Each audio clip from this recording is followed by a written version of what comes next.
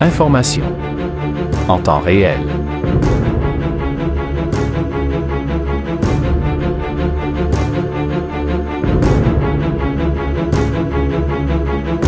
Shalom, shalom, peuple de Dieu. Nous commencerons toujours avec un audio suivi de la lecture pour une meilleure audition. Nous vous prions de vous abonner, de liker, de commenter pour que nos vidéos ne soient pas signalées. Voici la page qui vous informera en temps réel de l'affaire qui oppose Papa Amos et Papa Alain Olengue ici à Bruxelles. Vous allez remarquer tout au long de vos lectures, nous aurons nos appellations propres à nous, telles que Papa Amos Tata, Papa Alain Président, Papa Ephraim Juriste, le faiseur de troubles, y compris le juriste Léza Talakou. Loin de nous l'idée de mentir, ni de nuire à qui que ce soit. Mais nous amenons par la grâce de Dieu des explications vraies, mieux des éclaircissements clairs.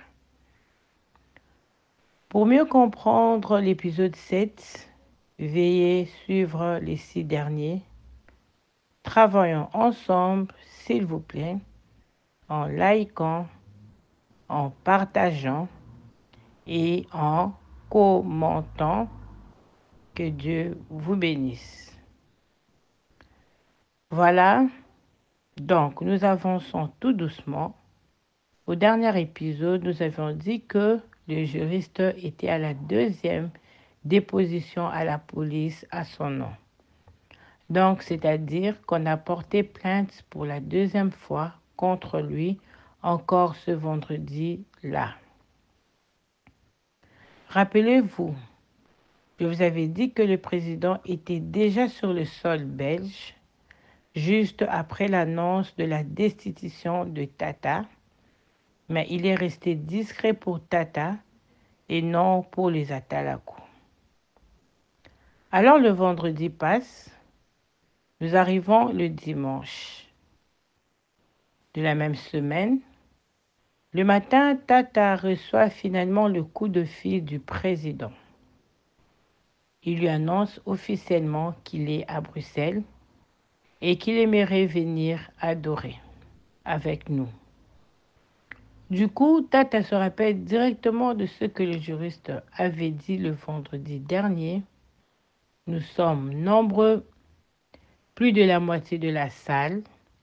Nous viendrons ce dimanche pour vous expulser. Expulser votre papa. Donc, ce qui était dit par les juristes s'est avéré être vrai. Alors, Tata lui dit, évidemment, au président, mais on devait quand même parler ensemble avant l'adoration. Et le président dit, on doit parler sur quoi? Tata répond, mais à propos de tout ce qui se passe, tu as rendu les choses publiques sur le réseau. Tout le monde en parle. Et depuis lors, on n'a pas encore échangé. Ça aurait été mieux de discuter tout d'abord avant la prière. Et le président va dire, tu ne veux pas que je vienne adorer? Tata lui répond, je ne peux pas t'interdire de venir adorer ton Dieu. Alors dans ce cas, on va juste te présenter. En sachant que le président, étant déjà sur le sol belge, sans rien dire à Tata, mais il faisait des réunions avec les Atalakou, et c'est ce qui a même donné le courage aux juristes de venir en parler avec beaucoup d'arrogance. Bien évidemment, quelque chose de pas bon allait se passer ce dimanche-là, si jamais Tata donnait le micro au président. Alors le président a fini la conversation en disant à tout à l'heure, c'est-à-dire qu'on se verra à la salle. Et l'adoration a commencé. Jusqu'à la fin, le président ne s'est plus finalement présenté. Mais pourquoi le président ne s'était plus présenté? Parce qu'il avait compris que Tata avait compris aussi sa manœuvre. Alors, qu'est-ce qui devait en réalité se passer ce dimanche-là?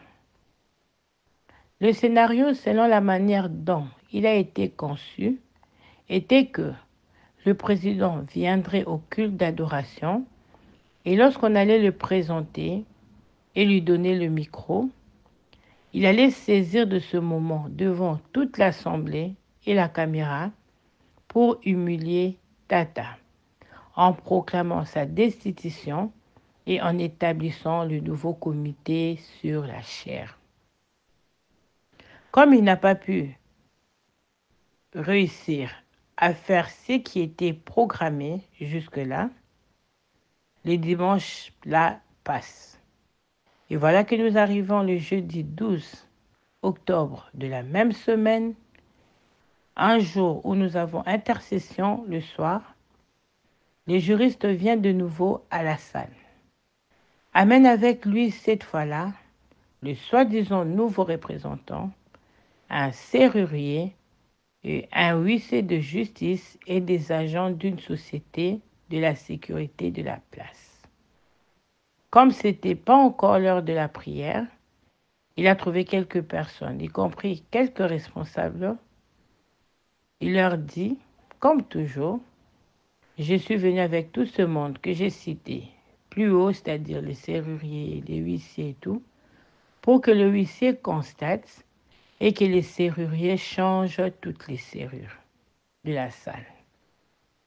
Parce que le bureau de votre papa est déjà tombé. Il est déchu. Il sera expulsé. Nous entrons maintenant dans la suite des actions. Ne ratez pas le prochain numéro.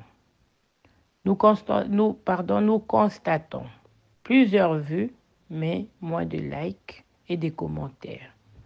Encouragez-nous à vous informer en temps réel. Pêchez-vous dans vos maisons et restez connectés. Que Dieu vous bénisse.